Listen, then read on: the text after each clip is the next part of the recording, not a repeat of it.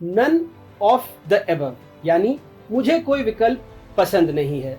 दरअसल 2013 में supreme court के फैसले के बाद जो देश के मतदाता हैं उन्हें ईवीएम में एक और विकल्प मिला और वो था नोटा का।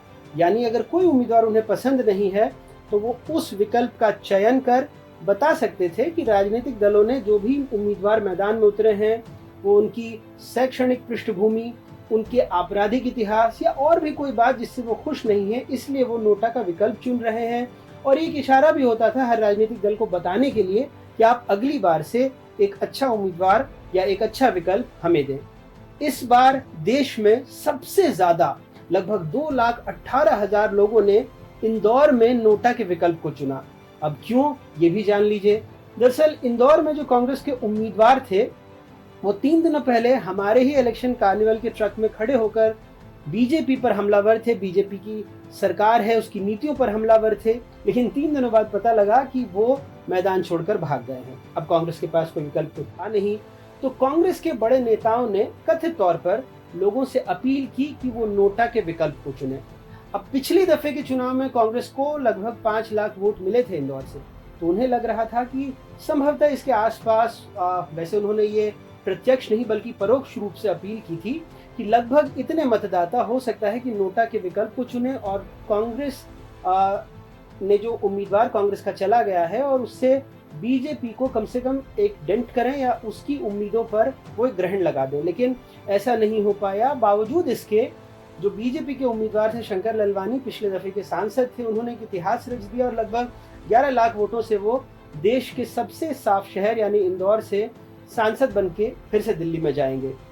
लेकिन जो उनके और नोटा के बीच में फासला था उसके बीच और तीसरे नंबर पर जो उम्मीदवार आए हैं वो बसपा के हैं और उन्हें लगभग 50,000 वोट मिले। तो आप समझ सकते हैं कि अगर 2,18,000 वोट नोटा को जा रहे हैं, इंदौर में कुल पड़े वोटों का ये 14% है और मध्य प्रदेश में लगभग 1.41% यानी लगभग 1.5% के आसपास लोगों ने नोटा के विकल्प को चुना और इसमें रतलाम दूसरे नंबर पर रहा।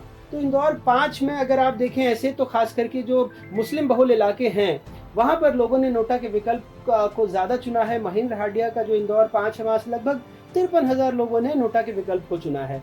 तो अपने आप में ये एक बात आप राजनीतिक दलों के लिए भी एक संकेत है कि भाई अगर आप अच्छे उम्मीदवार नहीं देते हैं तो हमारे सामने नोटा का विकल्प है।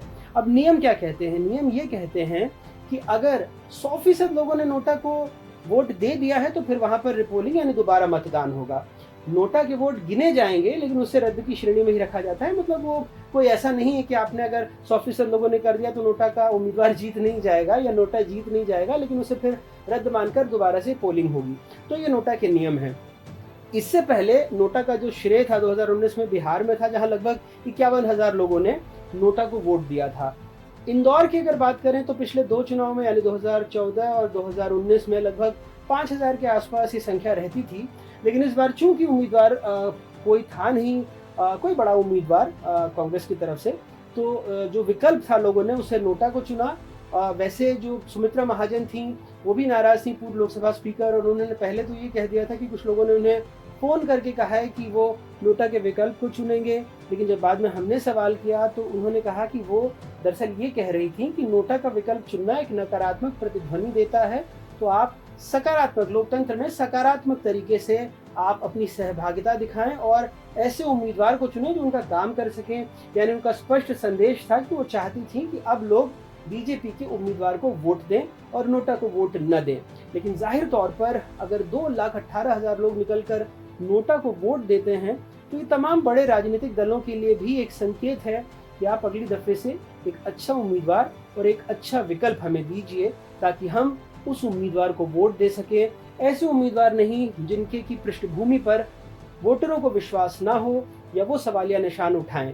तो मध्य प्रदेश में इस बार एक इतिहास रच दिया गया है। लगभग 5 लाख से ज्यादा मतदाताओं ने नोटा के विकल्प को चुना है और इसमें भी अव्वल रही है मध्य प्रदेश की आर्थिक राजधानी, सालों से देश का सबसे साफ शहर इंदौर। शुक्रिया।